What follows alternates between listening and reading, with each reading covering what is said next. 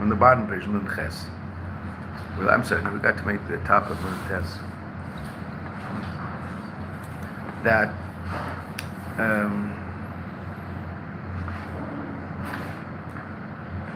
so the Rebbe quoted that rather challenging Maimer Chazal, that Yisrael shebachul, Yisrael b'shchutz la'tzav de'aved azar b'tara dahin. The herb de'aved azar b'tara. So the Rebbe hasn't explained how that relates to chutzlarts, and obviously what's the Torah, but he explained what the Avodah Zarah is. What's the Avodah Zarah? The Avodah Zarah is that a person, now this isn't necessarily in any way, shape, or form shaykh only to chutzlarts, but the Avodah Zarah is that a person is marchin reishei, he bows his head to Gashmias. Meaning he really, and obviously he's not bowing his head physically to Gashmias. He's bowing his head conceptually to Gashmias and thinking that indeed that's the true source of his parnasa. Right, so we're talking Nun Ches, about 6-7 lines up from the bottom, 2, 4, 6, 8 lines up from the bottom. The last words we saw were Lasei Chayil, right? To the first words on the next page also. So he might think that it's his koyach doing this, it's the koyach of his business doing this, when he has to really understand that it's all the Eibishter. So thinking that it's my business that's making me my money is the same as thinking that some stars and constellations are bringing me down bracha.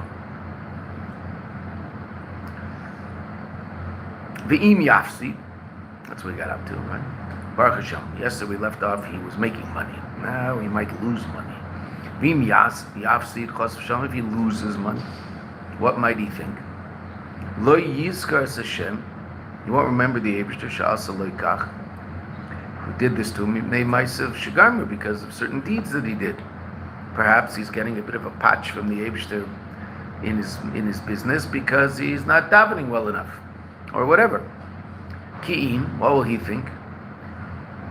Yachshev shenei she'asa kach v'kach, it's because he did such and such in the context of his business, l'chein hivsi, therefore he lost. Now, there's no question that if he makes wrong decisions in his business, that's going to affect his business. Obviously, that's the way the world works, right?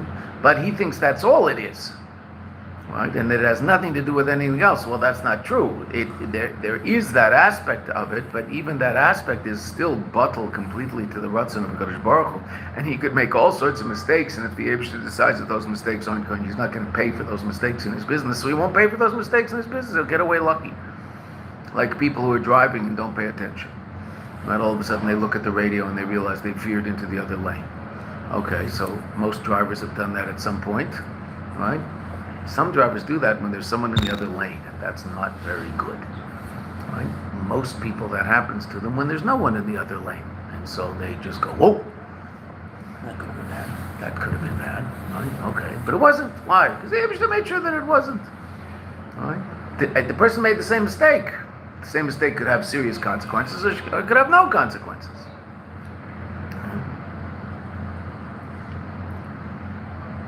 Most of those creatures that they call late beginners have certain points in their life where they realize the Eibishter saved them from sure disasters. So, they made certain mistakes in life. Okay, Beseder, but it didn't, Baruch Hashem, it didn't result in anything too terrible. Late beginners. What? Late beginners. That's how the Rebbe refers to that thing called the Bal Tshuva. It says the Balei Tshuva. Halavai, they did Tshuva. Late beginners. Hello? Shahakol Yevon.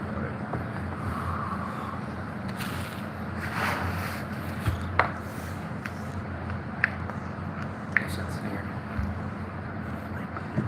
I heard it before. Just yesterday, someone asked me, "Oh, you're a Bal Tshuva?" I said, "No, not yet." Or it'd be a nice thing to be, but no. But yeah, obviously we understand what they, sociologically, yes, okay, yes, there's this creature called the Bal Tshuva sociologically, so that's how people call it, so fine. But Bal Tshuva is a pretty serious level of avodah. So if he loses, what will he think?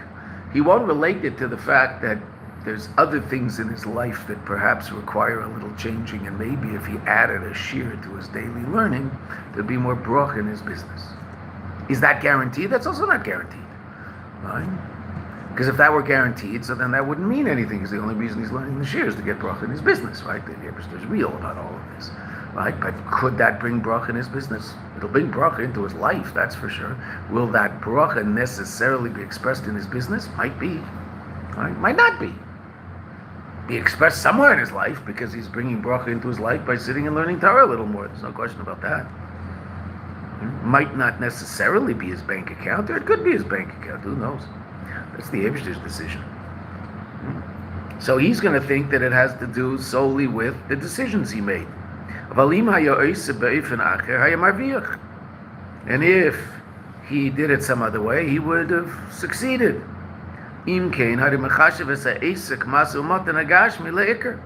Therefore, what he's saying is the most important part of this whole equation, his involvement in the physical business. And he puts his intellect into this.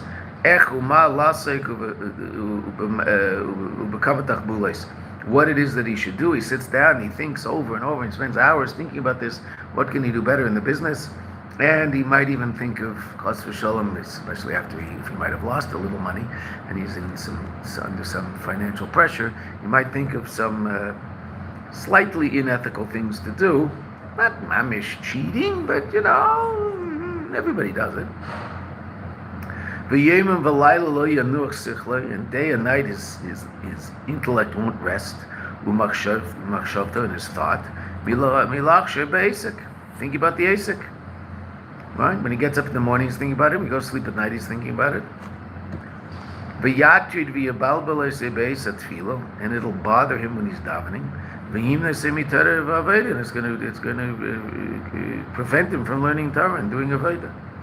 It'll prevent him from learning Torah because he's not going to take any time to learn Torah, because he's going to think he has to spend more time in his business. And he's also going to, even when he's sitting and learning Torah, he's probably going to be worried about his business. And he'll get some phone call in the middle of learning, and he'll take the phone call.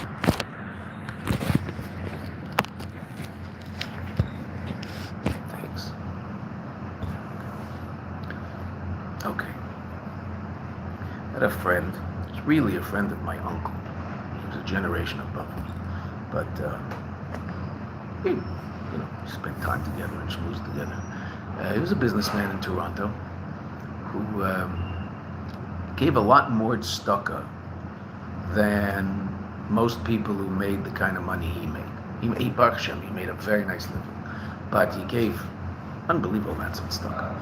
He told me a number of stories, and he wasn't Shomer Shabbos. His wife was, all his kids were. He was not Shomer Shabbos, but he got up every morning. His house was a kosher house. Got up every morning to daven and talis tefillin and learned Torah for an hour with the Rosh Kollel in Toronto. He was an interesting guy. Basically, the one thing he didn't do was Shabbos, which is like bizarre, but whatever. Probably most Shabbosim he did keep because it was home, and what was he going to do? Because everybody was keeping Shabbos. But so he once told me a couple of stories about business. He said once he was about Stocker. He went to a federation meeting, one of those dinners. And he was sitting at a table. There were 8 guys at the table, and these were people who had given $250,000 or more that year to Federation.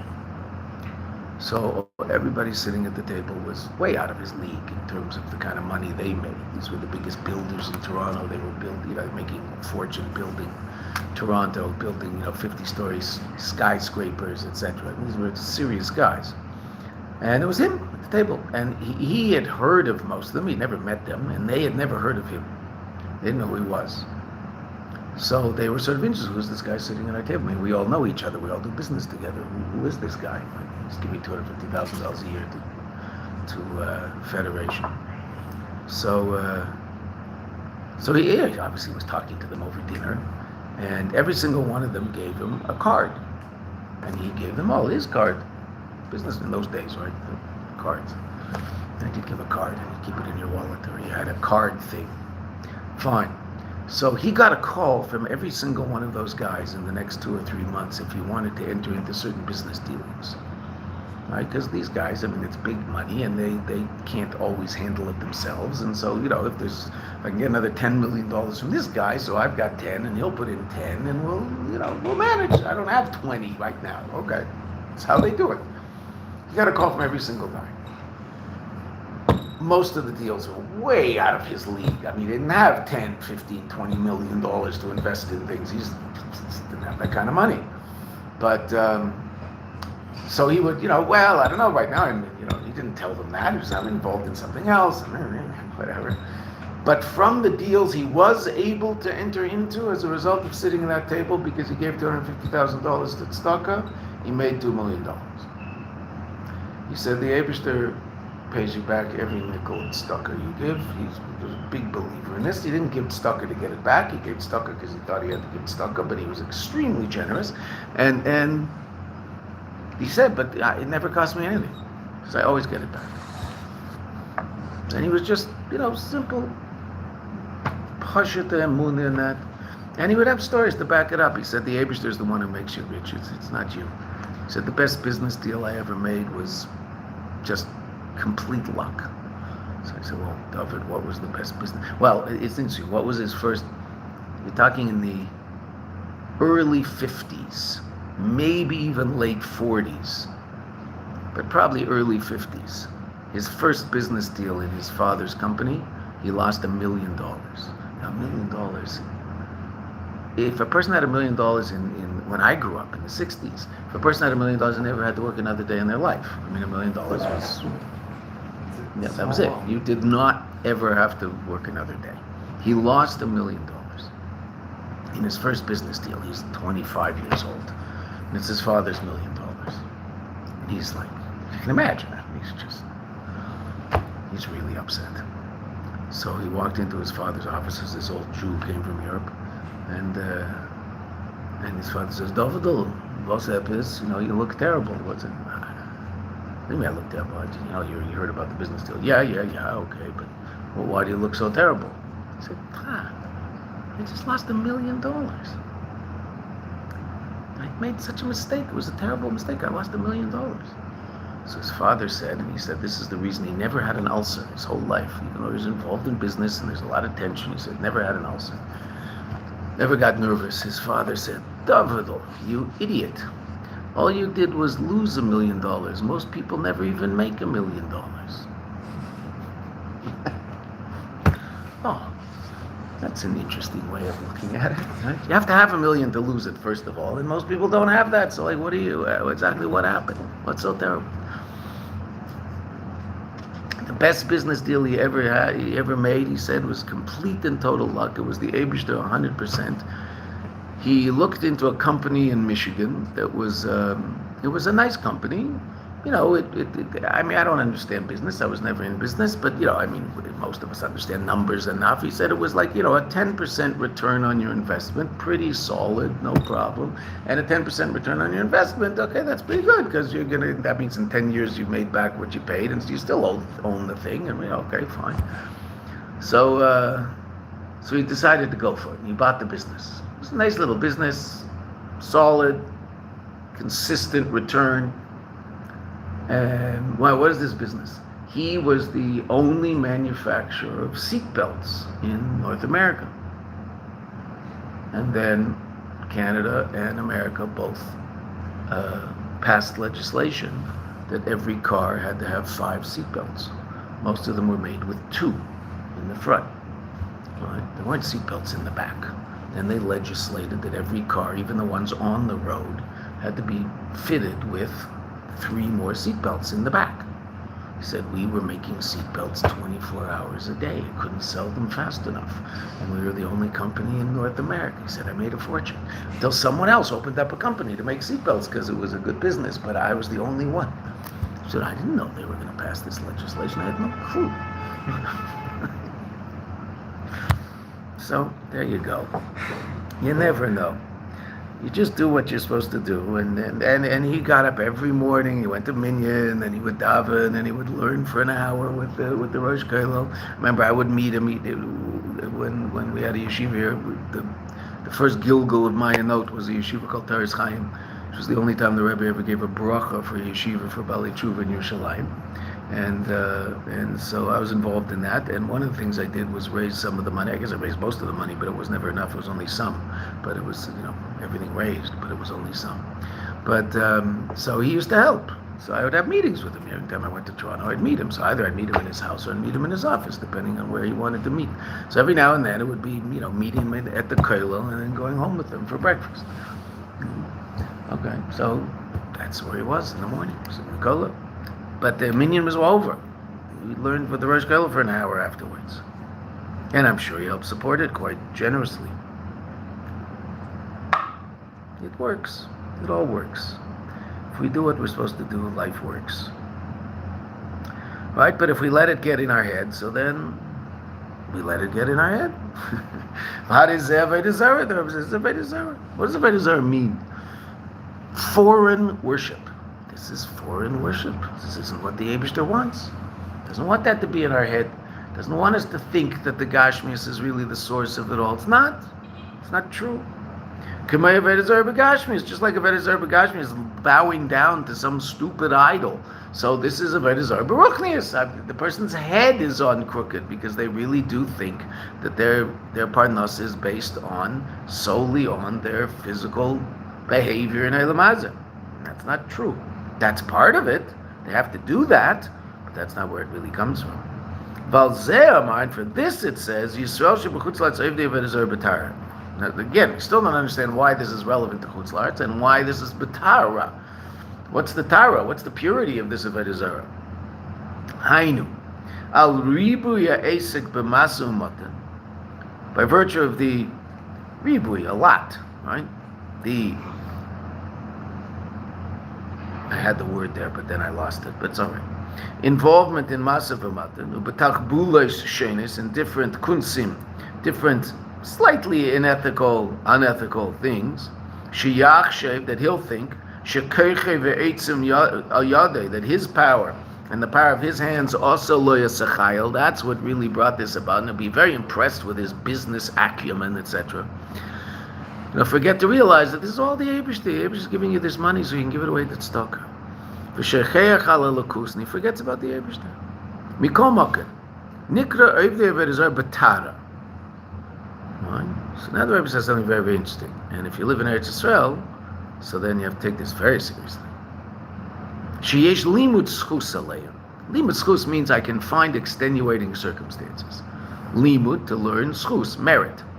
Meaning I'm not finding merit in this negative behavior, but I can find extenuating circumstances so that there can be a little less demerit. Ma'ashem b'chul, the fact that they're in Chutz La'aretz. Why? The b'chutz la'aretz nimshach ha'or. Godly energy is drawn down al yedei hislavshus levush ha'asiyah. It's drawn down through the garment of a siyah, meaning godly reality comes from a lower, physical reality comes from a lower source in Elokus. We're going to see a little later in the Maimer that here in Eretz Yisrael it's me levush hayetzira. In other words, even the Gashmias here in Eretz Yisrael comes from a more obviously godly source. Therefore, a person it's easier to be sensitive to that in Eretz Yisrael. That, of course, means that if a person is insensitive to that also in Eretz Yisrael, so that's even worse. Okay, that being said, the metaphysical difference between Eretz Yisrael and Chutz La'aretz is such that a person in Chutz La'aretz might really get carried away by the crassness of physical reality because it comes from a very low source. Shehu levush gas ma'od, it's a very crass garment. Therefore, what? Umaylim umastir, it conceals ad she'eina nira ruchnias or, until a person might not see the ruchnias.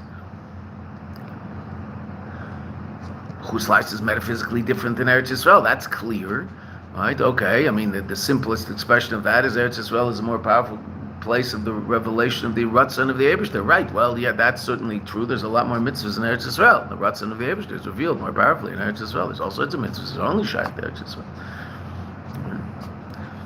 Most people find Eretz Yisrael rather uplifting, birthright. Right? All you have to do is stick 50 American kids in a bus, drive them around Eretz Yisrael for 10 days.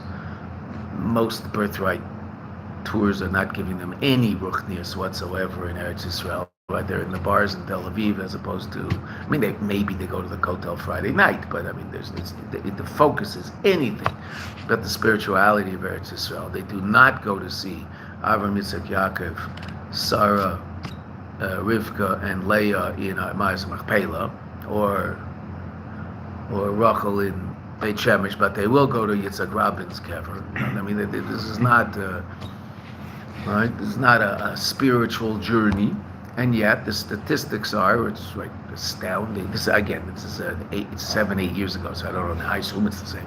The statistics were that the chance of intermarriage of a student who came on a birthright trip is 50% less than a student that didn't come on a birthright trip. 50% less. Probably the greatest educational experiment in the history of the Jewish people. Right? I mean, just absolutely astounding success. Cuts down on intermarriage by a half. What do? Drive around in a bus in Eretz Yisrael for 10 days.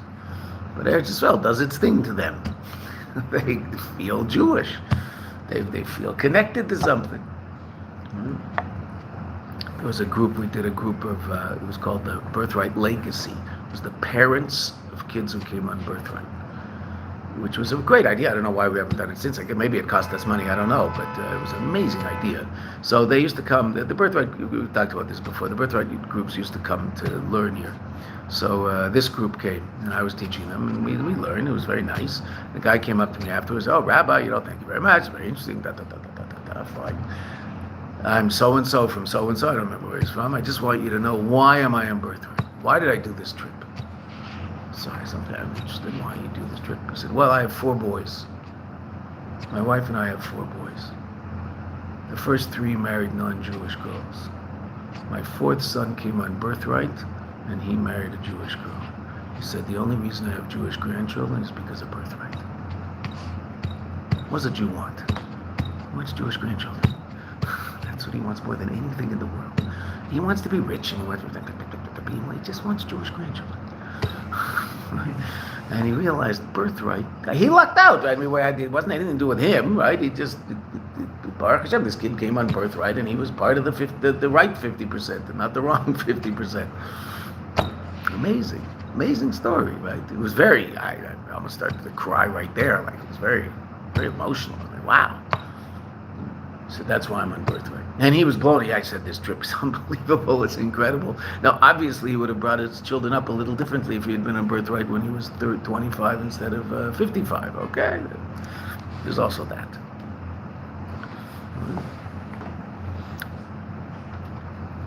So in Chutzlah, it's hard to see the Ruchnias.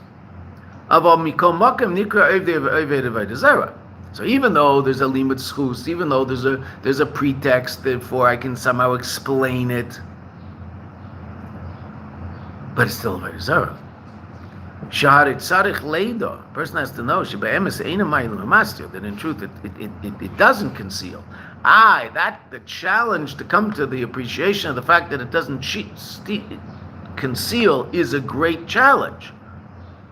But it's still, ultimately, it's not concealed. Ultimately, this place is still a place of Elokus, wherever you are. Eretz Yisrael or other places. Rak shal yidei levusha gasta asiyah. By virtue of this very crass garment of asiyah, misgashim ha'or, this light has become so materialistic and physicalized, so to speak, ad she'eina nir v'nigla ruchnias ha'or, until he doesn't see the ruchnias at all. It's much harder for him to fight through the veneer because it's thicker. But in truth, as everything we've learned in our Maimer, even the Maimer is said in Russia, which last time I looked was Chutzlards,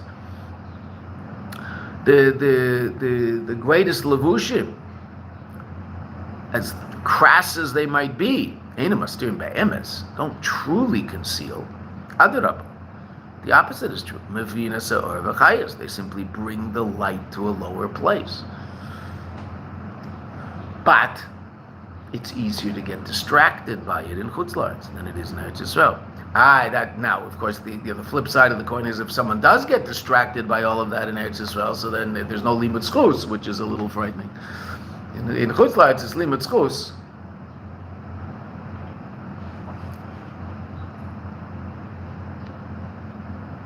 Elo shechayus ba bebechinas chayus gashmi. Just comes down. This chayus comes down. This physical vitality. V'tzarich lahargish elokus.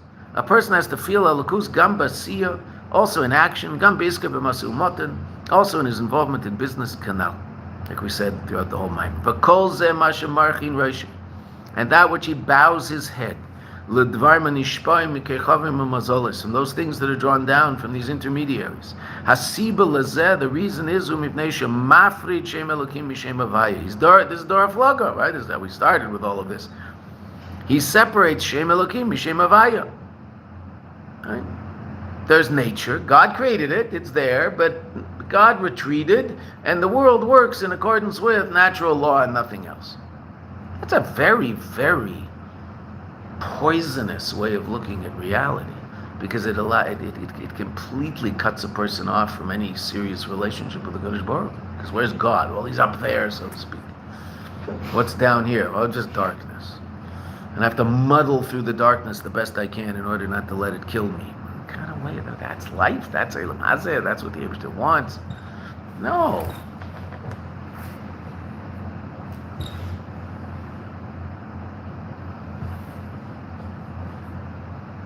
But that's all separating Shem Elokim Mishem Havaya. Shechoyshev shemaster be'emes chas v'shalom. Tzimtzum kipshuta. It's really tzimtzum.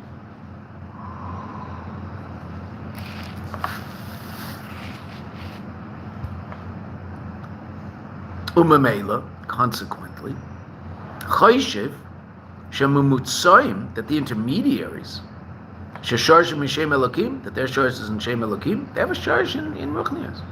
Shorsh in Elokus, of course they do. Everything has a source in Elokus. But he gets mixed up and sees the source as a source of concealment, not a source of revelation. Al Yedei Mishem Elokim, Al Yedei Mishava Kol Davar B'Feil, and through Shem Elokim, everything was ultimately brought into being in actuality. Bereshis bara Elokim is what the Torah says. Therefore, he thinks of them as something of absolute importance. He bows down to them. The intermediaries, again, either the metaphysical intermediaries or the physical intermediaries. Today, it's more common, the physical intermediaries.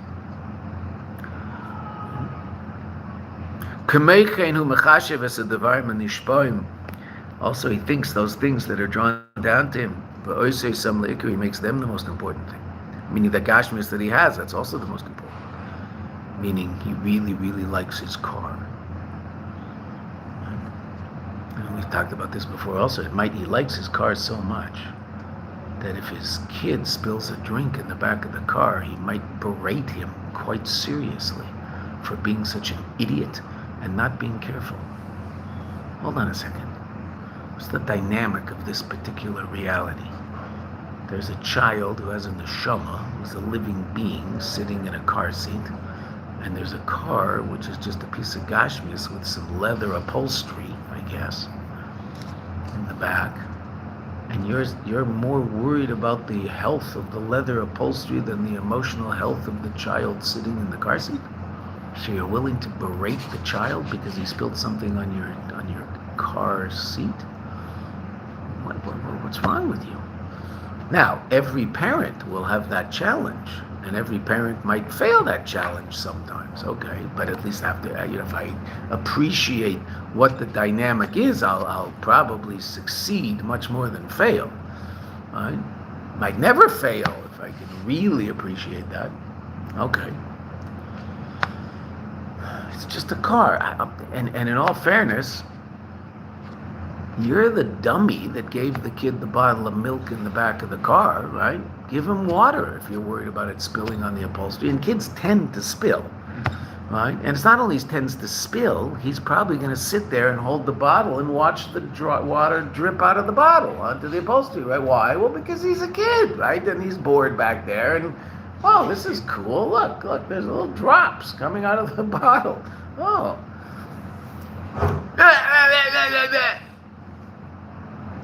Well, if you gave him water, it wouldn't really matter, would it? Right? A little dry. You can say nicely, Shimmy, don't do that with your water, kiddo, okay? That isn't you drink it. Don't spill it all over the place. So he might take a stop. Might not, but he might. If you give him milk, well, what do you expect him to do? Of course he's going to spill milk on the upholstery, and everybody knows as soon as you get a milk on the upholstery in your car, you'll never, ever, ever get that smell of sour milk out of your car, ever. Okay, but say that. It's your fault. You gave him milk. So don't blame him. But what's the ikr and what's the tafel? What matters? So it might be that a person also thinks those things that they get from their involvement in Gashmias are also really important. And he bows his head to them. This is Patara, but it's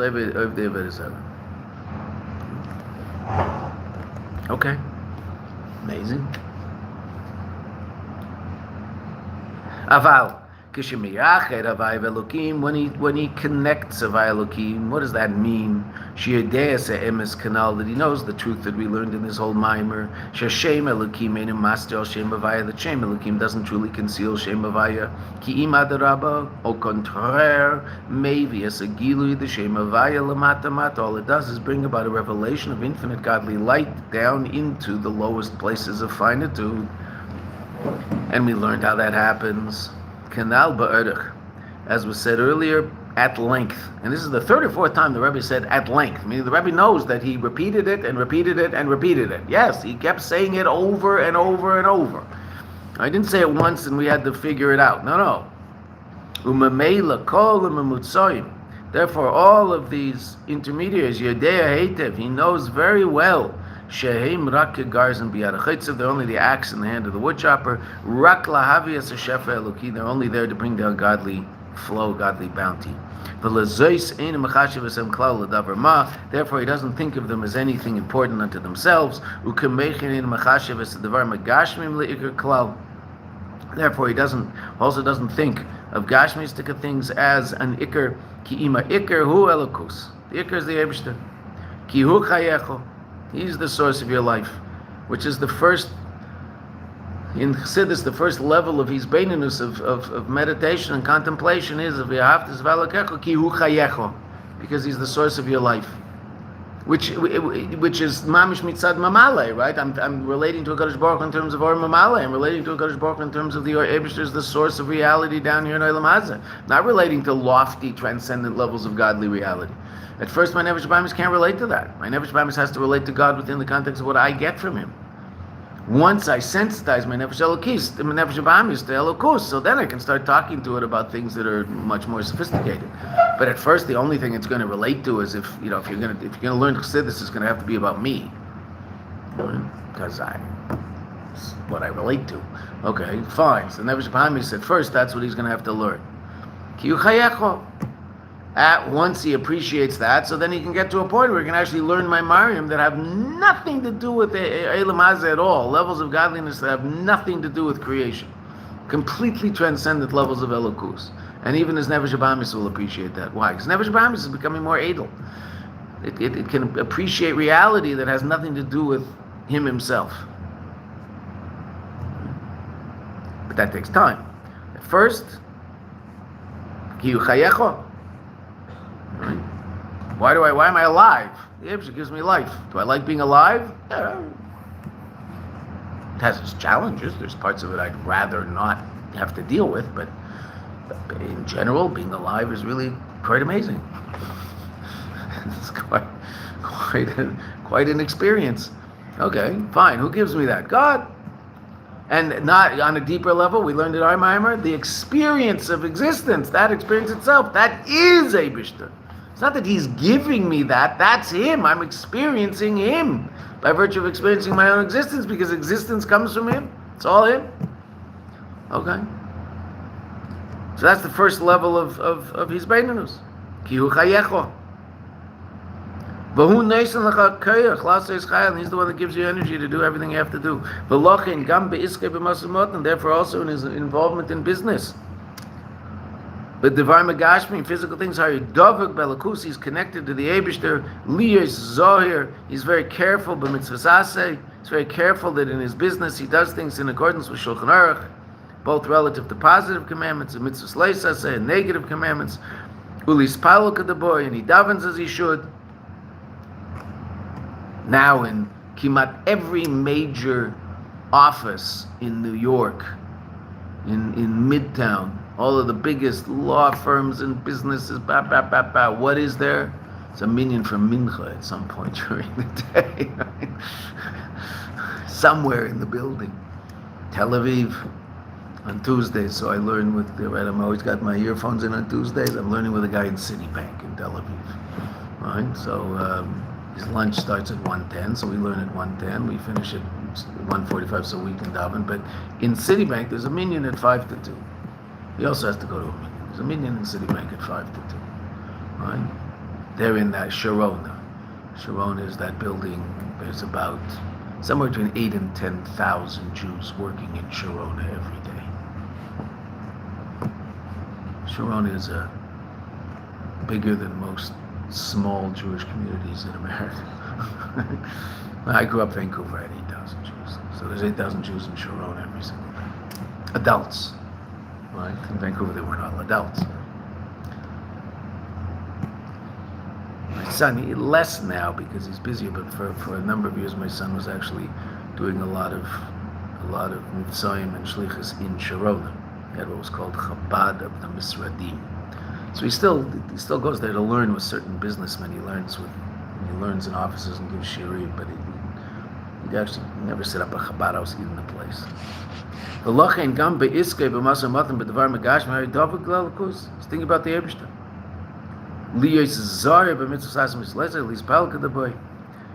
Has to learn. Learn Torah. So my son sits and learns Torah with some people in these buildings. Right? Lefi erka, in accordance with his ability, v'sholem yeh b'Hashem v'terasei v'avedasei yisbarach, and he'll be whole with the Eibishter and his Torah and his Avodah. Wow.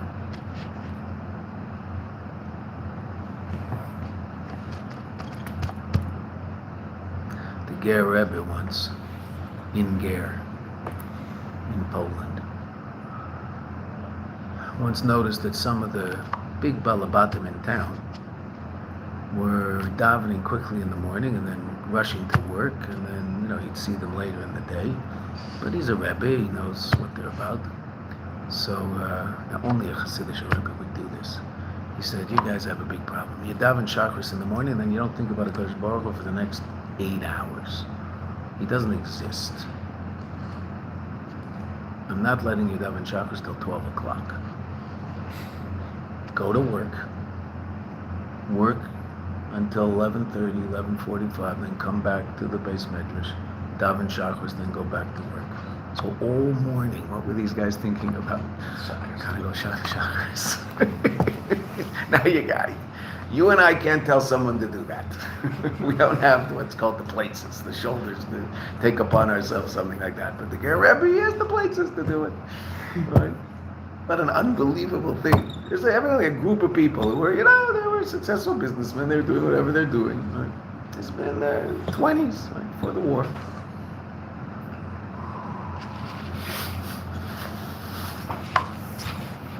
Wow.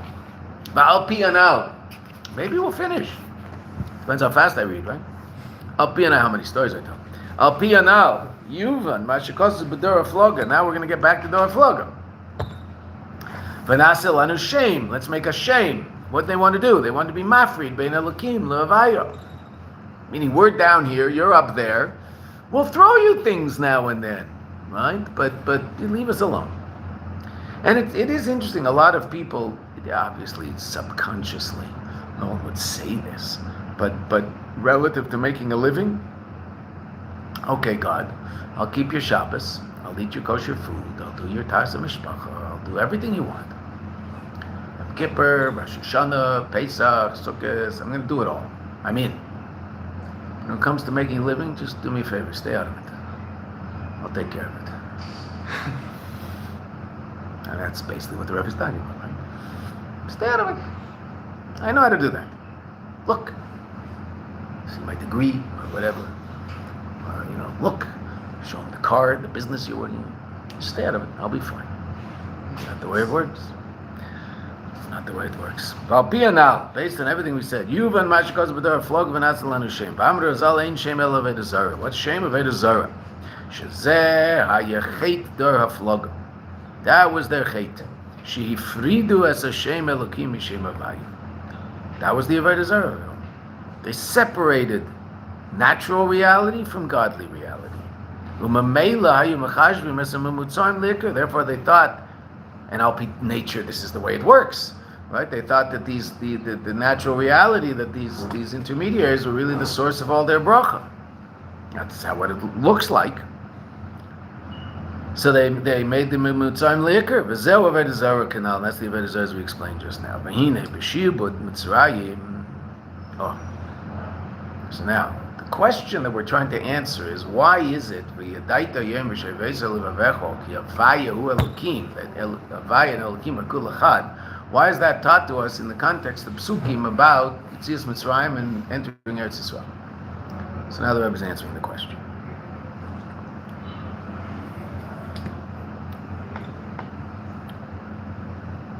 And we did say earlier, when we first started this last section of the Maimer, so the Rebbe said that in the Priyatz Chaim it says that Shibud Mitzrayim were the Gilgulim of the Neshamas of the Dor Floga, and that therefore obviously was the Tikkun of all that. I mean, they had to go through what they went through, but it also brought about a certain Tikkun. V'nei b'Shibud Mitzrayim tiknu es hachet shel hafloga. They fixed it. How? V'zeu inyan she'avdu avedas parich. That's the idea that they served this very difficult servitude. B'chaymer u'b'leveinim, it says in the Torah, with mortar and bricks. And what did they fix? L'sakin es hachet, to fix the chait of the Dor Flugga, because what did the Dor Flugga say? B'yelem halavein le'evan. They were working with mortar and bricks to build their tower, to somehow separate between the upper realms and the lower realms. This is explained at great length. We'll see a little bit of it here, so let's go. Through Shibud Mitzrayim, Ra'u b'Yetzias Mitzrayim, we saw through the exiting of Mitzrayim, What's Yetzias Mitzrayim all about, and why is it the source of so many Zeichel Yetzias Mitzrayim, Zeichel Yetzias Mitzrayim? What's Yetzias Mitzrayim all about? It's all about blurring the distinction between supernatural and natural reality. Teva doesn't stand a chance. Teva is completely and totally turned upside down, inside out. Yetzias Mitzrayim. Why? It's a revelation of what's really going on. What's really going on? It's all Elokus. Teva is also Elokus. But what's the only way I'll appreciate the fact that Teva is also Elokus is if I see that there's something completely L'mayla min Teva that can uproot Teva at will, as a whim, so to speak. There's no whims by the Rebbe, right? But do whatever he wants. Okay. So the Abisha can take the sea and split it into 12 lanes, and each lane had this wall of water in between it, and each tribe went in their lane, and they had this incredible aquarium that they saw on each side with all the fish swimming in the walls as they were walking through Yam Suf. Okay, so what does that mean when the walls of water aren't standing that way and they're just like they always are? Who's doing that? It's also the Abishter. Right? I mean, if the Abishter can do that to water, then the fact that that's not happening to water, that's also just him. Right? So nature is also just the Abishter allowing it to maintain its natural state. Because at any moment, if he wanted to, he could take it to a supernatural state. Okay. True. And in all fairness, and I don't mean, that's why people blame God for bad things. Because he could intervene. Therefore, it's his fault. So to speak. Right? They always blame him. God always gets blamed for death. He's never given credit for life, but he's blamed for death all the time. All the bad stuff is his fault. How many times I might thank him for the good stuff? I know that's a separate issue. The people who blame him for the bad stuff generally don't thank him for the good stuff. The people who are busy thanking him for the good stuff usually don't blame him for the bad stuff. They know that that's also him, but it's not a matter of blame. It's just, okay, there's reality I don't understand. I wish I did, but I don't. Okay. Don't get mad at him. Because we're also appreciative of all the good stuff. But God gets blamed for a lot of stuff. Why? Well, okay, but it is like all him. So even if things seem to be working al pi teva, so that's also him. 100%. Wars tend to go al pi teva. I mean, Baruch Hashem, we often win l'mayla min teva. But that being said, war is a pretty teva-dika thing. Okay, so God's there too.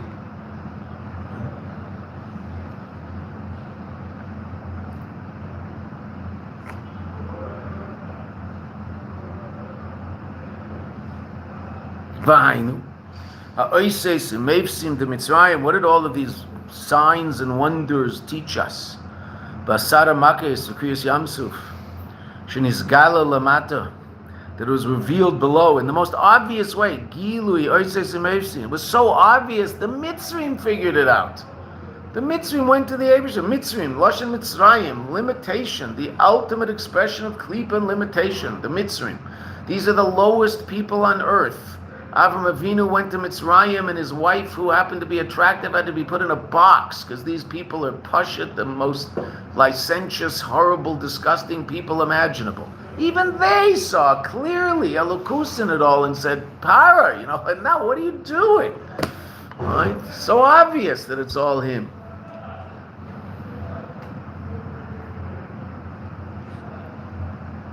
Gilu Yosef Meifsim Yetzim Midarche Teva. Harirow Gilu Elokus Shelamayla Mina Teva Mamish. They saw a revelation of the Abraham beyond nature Mamish. It didn't have to look hard, it was there. And if Shem Elokim could truly conceal Shem Havaya, and there's a true separation between Shem Elokim and Shem Havaya, then a miracle is impossible. Because, so to speak, it's two different realms, and never the twain shall meet. And there can't be a revelation of Havaya and Elokim, because they're just two different states of reality. But what's a miracle? A miracle is a revelation of Havaya and Elokim. And that's why we spend so much time saying Zeicher L'Yetzias Mitzrayim, Zeicher L'Yetzias Mitzrayim, because we realize that was an absolutely obvious presentation of what truth is. And then we have to appreciate that same truth in a much more subtle reality that we experience day by day. But it's all just him. Sun coming up. Oh, gee, it's just boring nature. This incredible ball of light and warmth that appears in the sky every morning. It's, oh yeah, ho hum. Okay, it definitely is natural. It's also the Abraham.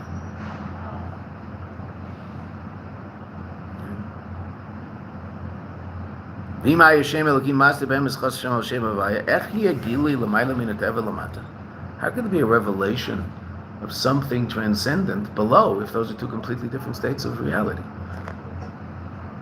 If infinite and finite don't have some way of ultimately existing in harmony, and interesting enough, al pi teva, they don't, so an infinite number can't be a finite number. It's not finite. Oh, right, okay, that's true.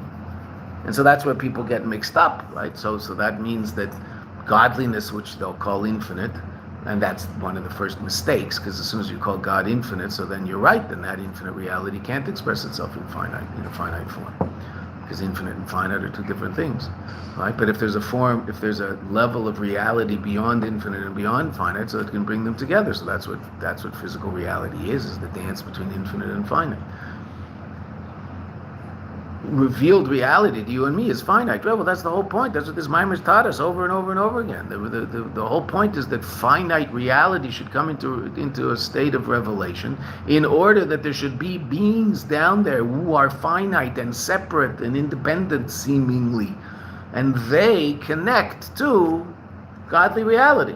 That's the idea. So there has to be a reality of infinite. That means there has to be a concealment there has to be a reality of finite. Therefore, there has to be a concealment of infinite. But that concealment of infinite isn't absolute. It's not true. The true source of it all is that infinite light. Vezeu Shamar Chazal. We're not going to finish today. The Gemara in Sanhedrin. Amalei Ha'u Mina. A mina, a non-believer, a blasphemer. La Meimar, said to a Meimar, one of the Amoraim, Mipalgacho la'ela de Hormuz, from half of you and up, that's the realm of Hormuz, some deity. Umipalgacho de latata de Hormin, and from half of you down, that's Hormin.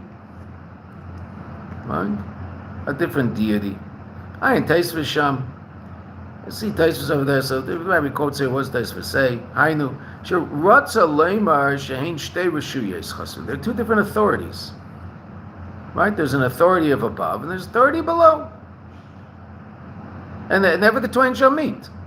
The Abishah created the world, and then he gave the running of the world over to, and the Rabbi explains this in Be'er Mishteyasar at great length. Right, that he gave the running of the world. It's like the king giving the running of the kingdom over to the sarim. Yeah, the ministers run the show. There's a king, but he has nothing to do with anything. He just goes fox hunting and plays polo. Right? Can't be interested in matters of state. So who does that? The sarim, the intermediaries. They're appointed by the king, but the king has nothing to do with it.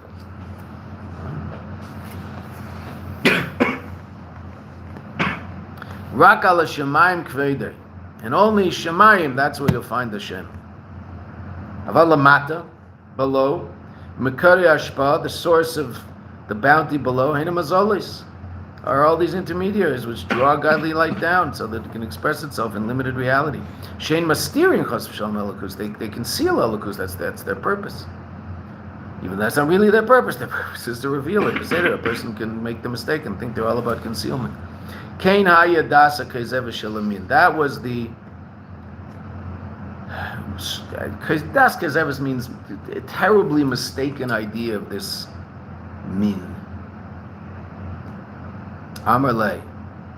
So Meimar said to him, Iachi, hecha shavik hurman lehurmiz la'avodim ma'yabare. Why is it, if you're right, that the upper realms are ruled by one deity and the lower realms are ruled by another deity? So then why does the deity above, why does the deity below let the water from above come into his realm? It's my realm. What are you doing spitzing your stuff from there to me? I just keep it there. I don't want it. It's you. It's not me. That was what he asked him. So what did he really mean? V'hainu, shelafi datam ha'kezev is based on this terribly mistaken idea. Shemumutzayim mastirim be'emes chas v'shalom, that these intermediaries truly conceal. Ech nimshach gilui elokus be'elam. How can there be? That's what his real question is. How can there be a gilui elokus in the world? How can there be such a thing called a miracle if they're two completely different authorities? So then you can't come into my space and I can't come into your space. If you're going to talk about the fact that there's a transcendent aspect of the Eibishter and an immanent aspect of the Eibishter, and never the twain shall meet, so then transcendent reality can't be expressed or revealed in immanent reality. There's two completely different states of being. That's not true. What's the ultimate lesson in that? It's just what's right.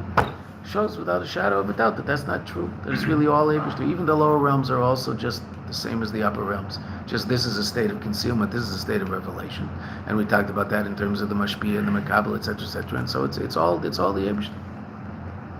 We saw absolutely in a revealed way Gilu Elokus Mamish Beilam Lamata. We saw a true revelation of the Eibishter.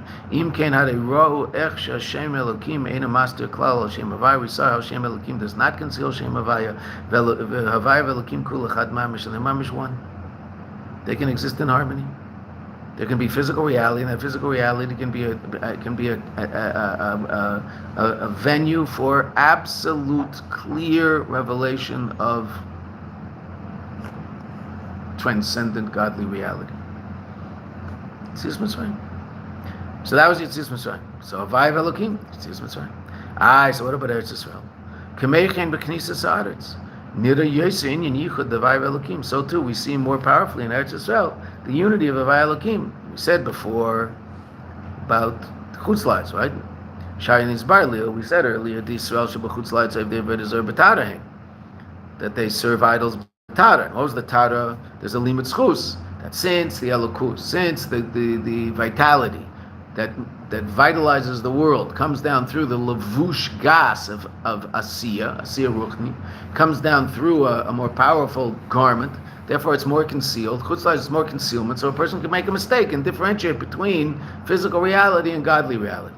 In Eretz Yisrael, the source is the Rabbi was about to say. We said he'd say it, so here it is. All right. That's specifically in Chutzlaitz, because in Chutzlaitz it's all drawn down al yedei levushay asiya, which that's what we saw on the previous page. Shem mastir imod, that they conceal godliness very, very powerfully. Aval be'eretz Yisrael nimshechas hashpa al yedei levushay yitzira. The metaphysical source of physical reality is more obvious here. The joke everybody says when they learn this, I mean, not like everybody, halabai everybody learned this, but when people learn this, that everybody knows making a living in Eretz Yisrael is miraculous. In America, people expect it. I mean, I don't know what it's like now. I mean, I think, it's getting worse. But basically, everybody expects to make a living. Like, I mean, you go to work, you make a living.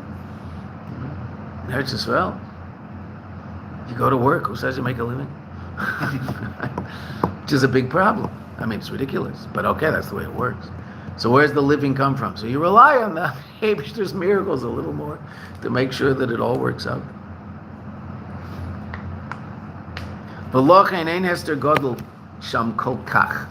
There's not such concealment in it as we talked earlier about birthright. Let's finish. We'll finish 3 minutes late and we'll finish it. In Eretz Yisrael, the idea of Avayiv Elokim Kol Echad is more obvious. You didn't come to Eretz Yisrael and find it much easier to be connected to some sort of spiritual, godly reality. That's Eretz Yisrael. That's really what it is. Remember when a group came here, maybe I told you this story, when a group came here for birthright. So I was talking to the shliach, said, which of the guys seems to be excited about things, so maybe we can talk to him and convince him he should come and sit and learn Torah a little. So he said, well, this guy had a religious experience. What was his religious experience? He said, I thought we lost him by the Arizal. I said, what happened? We took him to the Arizal's mikveh in Sfaz. I took all the boys, and they went in. And some of them didn't get in. It was too cold. They put their feet in. They jumped out. Man, this guy went in. He was down there. We thought something had swallowed him up. He didn't come up. We started getting worried. He's under there, and he's not coming up. So finally he comes up and he's got this look on his face. He doesn't say a word. Dresses very quiet. He's clearly very pensive. He's thinking. So the shliach went up and said, well, what happened? He said, I don't know, Rabbi. I went into that mikveh. I felt all of Eretz Yisrael hugging me, giving me a hug that I'm just part of Eretz Yisrael. I didn't want to leave, but I had to come up for breath. Whoa. Right? Yeah, okay. That's Eretz Yisrael. Eretz Yisrael loves Yidden.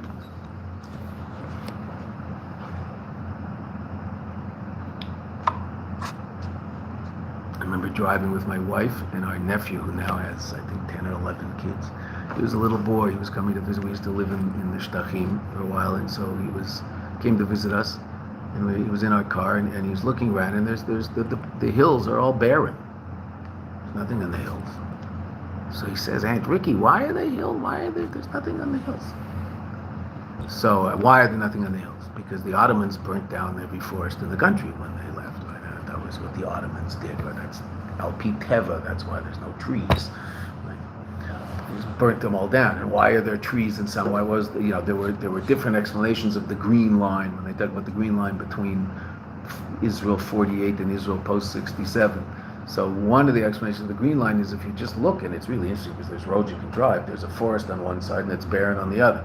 Why? Well, because the Yidden just planted forests. So they got here, they started planting forests. And so there are all these forests on the place where the Yidden were and where the Arabs were until 67. It's just barren, nothing. So he asked. So my wife said something. It was amazing. I don't know what she said. Well, Eretz Yisrael is very sad when there's no Yidden living there, and so it doesn't grow stuff. It's very sad. And then when Yidden come back, it starts to grow stuff again, and it gets very happy when there's Yidden here. But when there's very few Yidden, it's very hard on Eretz Yisrael. It's sad and it doesn't grow stuff, which is true. There's other reasons in Tefa, but that Eretz Yisrael likes Yidden and grows stuff crazy way when you didn't plant it. It's not normal how it grows when you didn't plant it. Or it's late. No. Should we finish or should we just leave it for Sunday? Let's finish. You want to finish? We all want to finish. Want to finish? Yay! We can finish. Never see it again. I'm done. I finished. Oh no, this is not a mimer to never see again. Whoops. They have to get me my tripod. They promised me a tripod, right?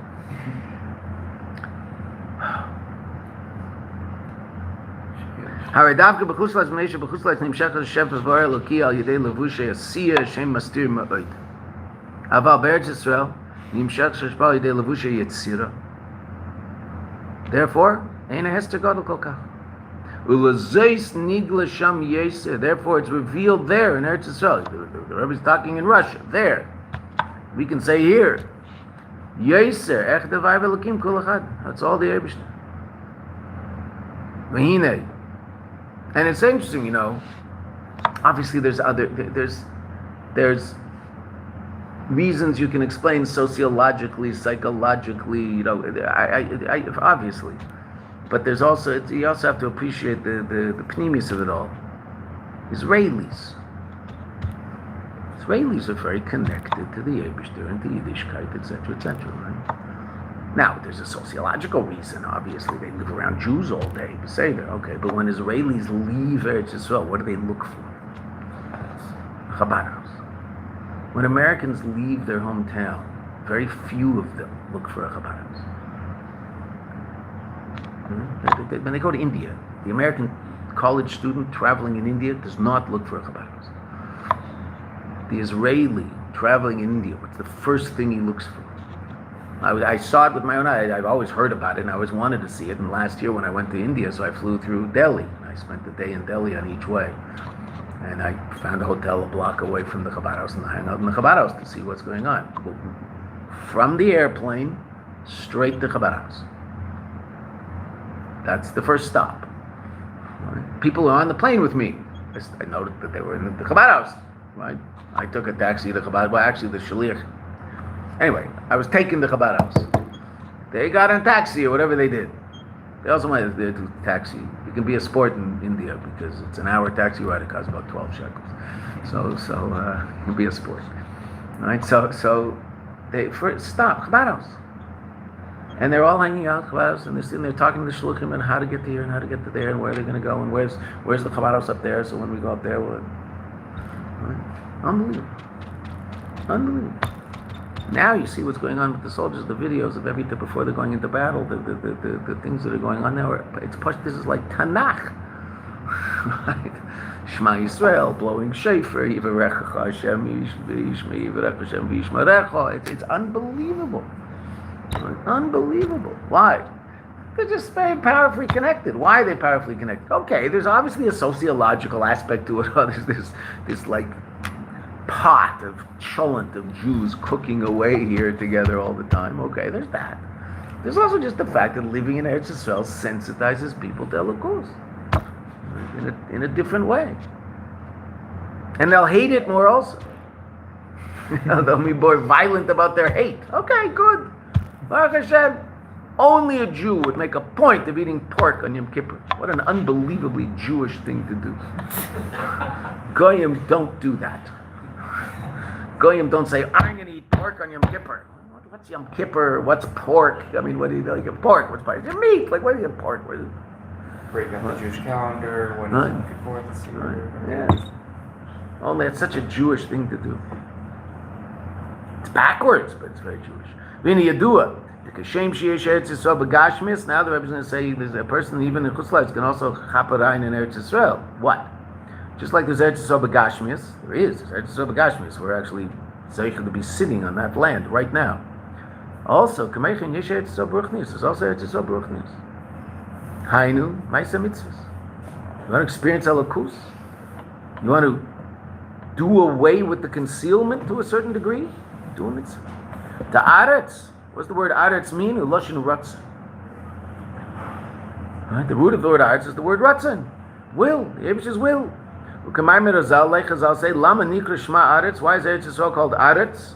Shod ratzasa lases ritzon kaina. That she runs to do the ratzon of her maker. Eretz Yisrael is the place of the greatest revelation of the ratzon of the Yebishter. More mitzvahs in Eretz Yisrael. The ratzon of the Yebishter is more revealed here.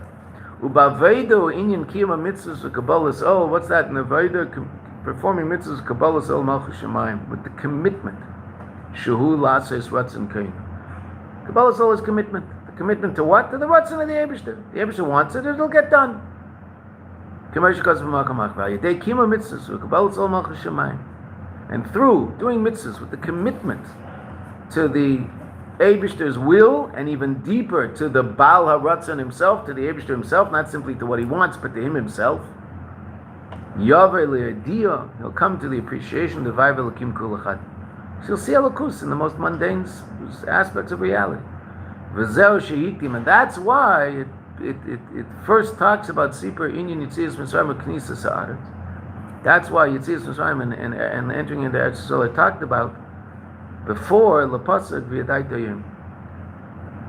Why? Shal Yadei Yitzias Mitzrayim Knisa Sa'aretz, by virtue of first all of the miracles of Yitzias Mitzrayim, and then the extra state of sensitivity Elokus that a person can come to in Eretz Yisrael. Barim Liyadiyah D'Avayah V'Elokim, comes to the understanding of the Vayv Elokim Hainu Liyachet, to unify Havayv Elokim Ech Shavayv Elokim Kul Echad Mamish. He did it. Well done.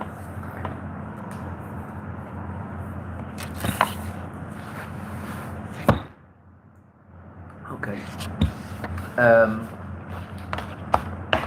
So Sunday, bring this because we'll go over the mimer just, and then we'll start. I think I can write. We have time. We'll start a part of a shalom on mimer, and shayach to Yud Kislev, Yud Tes Kislev, etc. And then we'll do some Chanukah, and then we can do whatever we want. Have a nice long winter to do whatever we want. Yeah, but we should, learn a little bit about Hanukkah before Hanukkah happens.